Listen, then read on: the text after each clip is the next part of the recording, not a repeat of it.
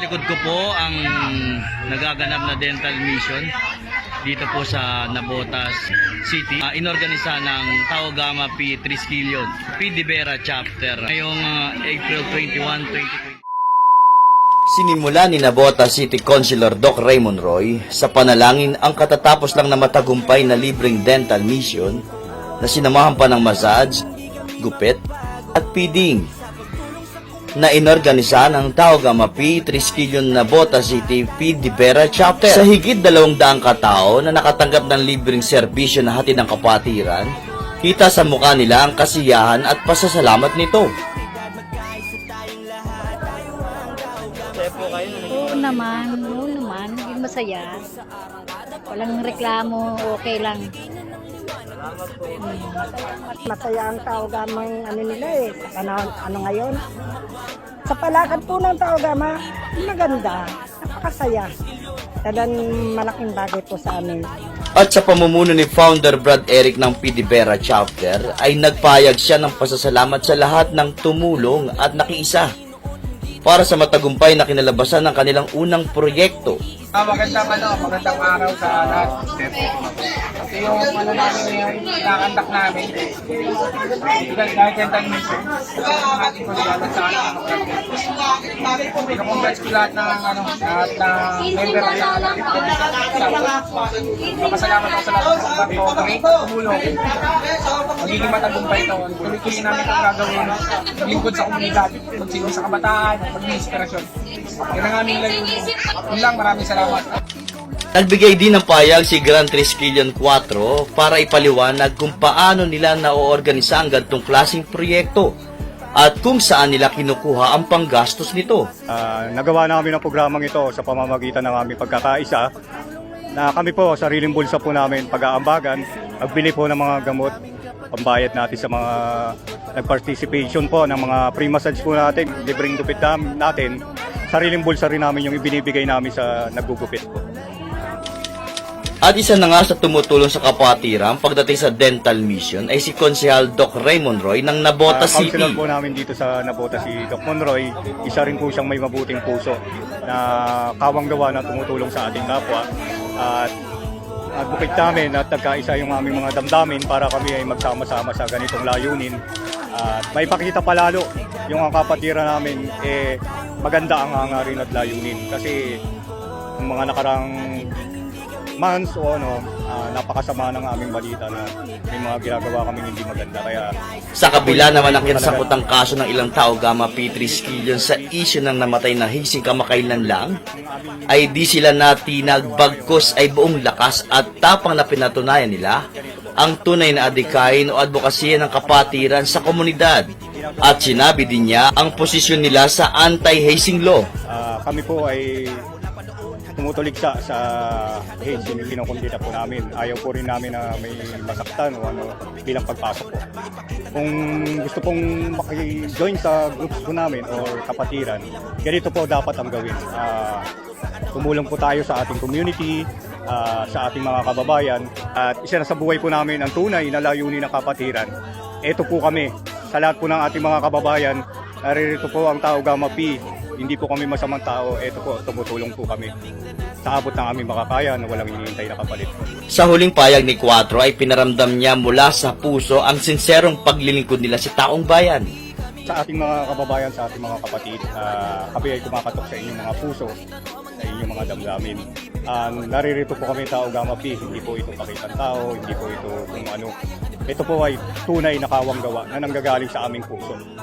Masayang-masaya po kami pag nakikita po namin kayo na natutulungan, na nakangiti.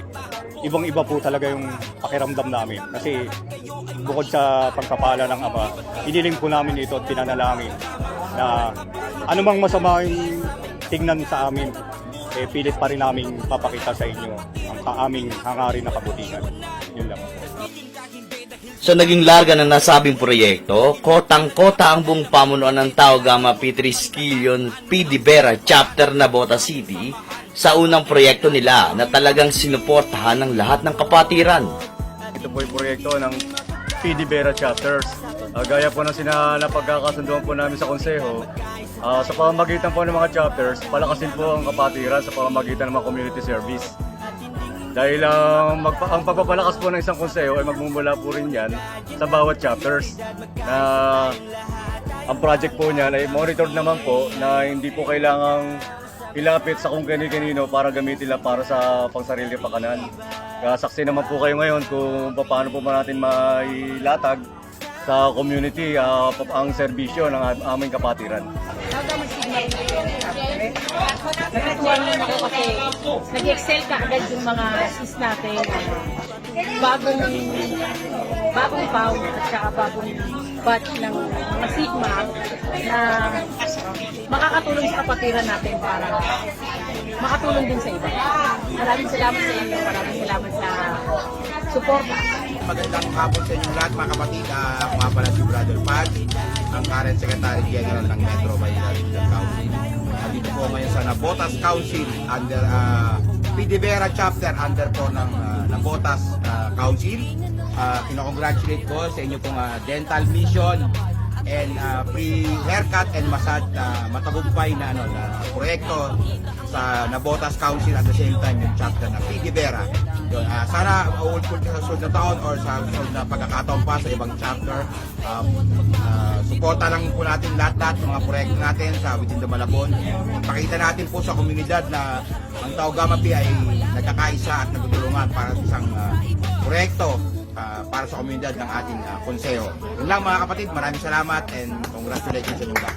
Sobrang okay. Nakakakita po ako ng mabuting layunin po dito po sa Tao Gama Pi chapter po. Kaya po ako po sa sarili ko pumunta po ako dito para magpabigay po ng mga gamot dito po sa ating mga kabarangay. Asahan niyo po sa mga susunod pa pong mga event na ganito ng Tao Gama pupunta po ako at magbibigay po ako ng tulong sa mga ating kabarangay. Tsaka po sa mga members, sobrang proud po ako sa inyo. Salamat po sa mga gantong mission na ginagawa nyo. Sana mas marami pa pong medical mission para makatulong po tayo. Ching Obenia po. Sa Barangay Sipak po. Thank you. Unang-una, napasalamat yung taas kahit paano nairaos namin yung mangyari namin para sa kapwa namin. Salamat din sa mga nagpunta. Makasumuporta sa project. Yun lang. Maraming salamat. Yeye Pablo. P. de Vera chapter, Nabotas City Council. Maraming salamat po sa pag-ibig sa kundito ni Brad GT4. Congratulations sa napaka-successful na dental mission ng P. de Vera chapter. Ako nga pala si Tol Tanya ng Miranda ng Phase 1 chapter.